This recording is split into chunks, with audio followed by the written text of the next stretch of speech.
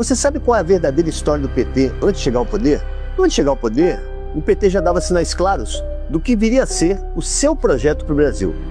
Lá atrás, o partido começou a ganhar espaço nas instituições, com a eleição do Lula, por exemplo, como deputado federal mais votado do país, formando uma bancada expressiva, conquistando prefeituras importantes mais tarde, e até o primeiro governo estadual do PT aqui no Espírito Santo. O primeiro governador de estado do PT foi aqui no estado. Pois bem, eles já estavam nas associações de moradores, nos sindicatos, nas universidades, nas igrejas, e já se infiltravam também na máquina pública e se preparavam para chegar ao poder central. Lula viajava o Brasil de uma ponta a outra com as famosas caravanas da cidadania, se apresentando, se organizando. Muito bem urdido tudo isso.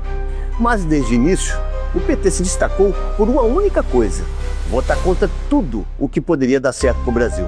Foi assim com o Plano Real no governo Itamar Franco. Foi assim com a Lei de Responsabilidade Fiscal do governo Fernando Henrique Cardoso.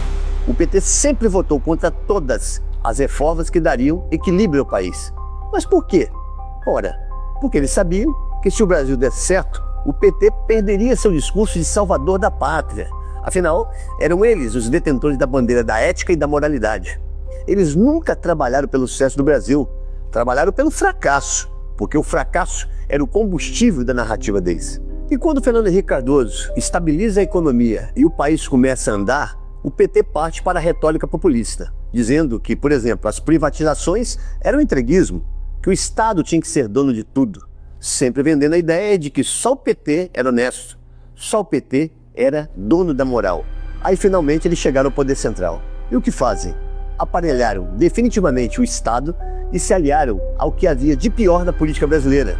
Sarney, Renan Calheiros, Jader Barbalho, Collor de Mello, o Centrão, incluindo o próprio PSDB. Os tucanos, que na verdade nada mais eram que um artifício da esquerda um pouquinho mais distante até aquele momento. E criaram o maior esquema de corrupção da história do país. Um partido que dizia lutar contra o sistema se fundiu a ele. A partir daí, então, o PT mostra sua verdadeira face.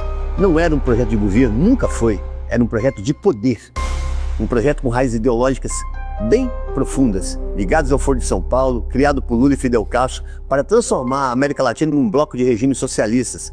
De lá vieram Chávez, Maduro, Evo Morales, Ortega, todos os exemplos de ditaduras que começaram pela via democrática e terminaram sufocando as liberdades. Aqui no Brasil, naquela época, quem denunciava isso era tratado como radical. Ser de direita era um pecado mortal, com a mídia contribuindo enormemente para essa